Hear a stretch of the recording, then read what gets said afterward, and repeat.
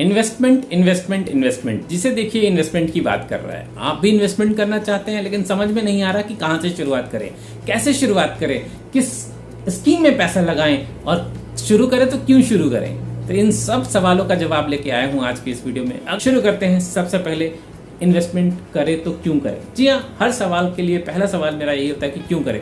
देखिए, अगर आप ईयर दर ईयर चेक करेंगे तो हर साल सामान महंगा होता जा रहा है, चीज़ें महंगी होती जा रही है, तो फ्यूचर में अधिक से अधिक आपको पैसे की जरूरत होगी। एक तरफ आप अपनी कमाई का साधन बढ़ाएंगे, दूसरी तरफ अगर आपके पास जमा पैसे हैं जो कि ग्रो कर रहा है तो वो आपके लिए बेनिफिशियल होगा। दूसरा है कि भविष्य में अगर आप कुछ चीज़ें बनाना चाहते हैं, कुछ ऐसी चीज़ें हैं जो आप अपनी लाइफ में लेके आना चाहते हैं, मकान खरीदना चाहते हैं, कार खरीदना चाहते हैं, शादी मनाना चाहते हैं, पार्टी करना चाहते हैं, घूमने जाना चाहते हैं, किसी भी प्रकार की कोई भी शौक या ज़रूरत का सामान घर में लेके आना चाहते हैं, तो उन सब के लिए भी इन्वेस्टमेंट जरूरी है। सबसे पहले तो आपको गोल सेटिंग करनी पड़ेगी। गोल सेटिंग यानी कि आप तय कीजिए कि किन चीज़ों के लिए आप पैसे इन्वेस्ट करना चाहते हैं। घर बनाना चाहते हैं, कार खरीदना चाहते हैं, किसी शादी के लिए प्लान कर रहे हैं, हायर एजुकेशन के लिए प्लान कर रहे हैं, बच्चों की पढ़ाई के लिए प्लान कर रहे हैं, या फिर कुछ और प्लान कर रहे हैं। वो गोल सेटिंग जरूरी है। गोल सेटिंग करेंगे तभी उसके अकॉर्डिंग इन्वेस्टमेंट की शुरुआत कर पाएंगे। गोल सेटिंग कर ली है तो अब 3 महत्वपूर्ण चीज़ें बताऊंगा जो हर व्यक्ति के जीवन में जरूर होनी चाहिए, और मैं अपनी ज़्यादातर फाइनेंस के वीडियोस में जरूर बताता हूँ। सबसे पहली चीज़ है इमरजेंसी फंड। हर कोई बताता है आपको, अगर नहीं भी बताया तो मैं ज़रूर बता रहा हूँ आपको। इमरजेंसी फंड जरूर क्रिएट करें। इमरजेंसी फंड क्या होता है? बेसिक उन परिस्थिति के लिए पैसे जमा करना जब अचानक से अगर आपके पास पैसे ना हो तो वो फंड आप इस्तेमाल कर पाएं। ऐसी सिचुएशन आ जाए जहाँ पे आप जॉब में नहीं है या बिजनेस में नहीं है, तो उस सिचुएशन में आप इस फंड को यूटिलाइज कर पाएं। आपके पास ये कितना फंड होना चाहिए? आइडियली हर महीने के खर्च का 6 गुना। अगर आपका मासिक खर्च मान लीजिए 50,000 रुपये है तो उसका 6 से गुना कर दें, यानी कम से कम 3 लाख रुपये आपके पास इमरजेंसी फंड में होना चाहिए। तो सबसे पहले शुरुआत इमरजेंसी फंड से करें। दूसरा है एक हेल्थ इंश्योरेंस। बीमारी एक ऐसी चीज़ है कि कभी अगर आ जाए ना अचानक से तो आपका खाता खाली कर सकता है, तो बीमारी से बचने के लिए हेल्थ इंश्योरेंस जरूर ले। आप फैमिली फ्लटर हेल्थ इंश्योरेंस भी ले सकते हैं, जिसमें सम कवरेज कम से कम 5 से 10 लाख रुपए का जरूर होना चाहिए, ताकि किसी भी विकट परिस्थिति में बीमारी से लड़ने के लिए आपके पास इंश्योरेंस का कवरेज बना रहे।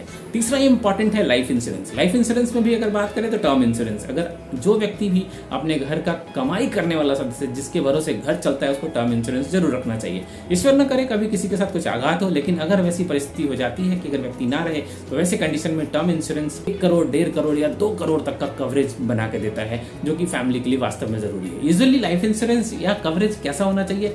आपकी वार्षिक कमाई का कम से कम 10 से 20 गुना पैसा तो जरूर होना चाहिए। यानी कि वार्षिक कमाई अगर आपकी मान लीजिए 10 लाख रुपए है तो कम से कम 10 साल के लिए 1 करोड़ रुपए तो जरूर होना चाहिए, ताकि 10 साल तक परिवार ठीक से चल पाए।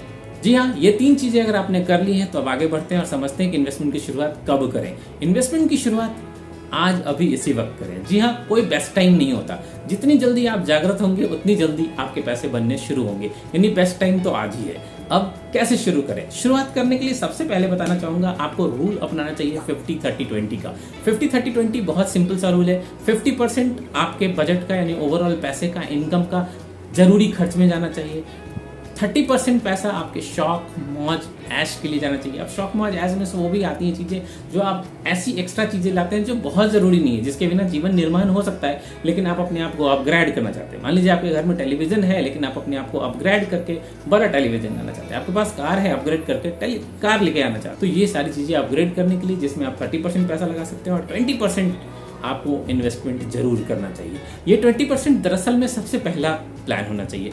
आपके पास पैसा आते ही सबसे पहले आप 20% इन्वेस्टमेंट में लगा दें। अगर आपने खर्च पहले कर दिया, शौक और ऐश मौज में पहले खर्च कर दिया, तो शायद सेविंग के लिए पैसे नहीं बचेंगे, या फिर वो पैसे बचे नहीं रहेंगे जिसको आप चाहेंगे कि बचा के रखूं इमरजेंसी के लिए। तो बेहतर है कि इन्वेस्टमेंट पहले करें, बाकी के 70% से घर चलाएं।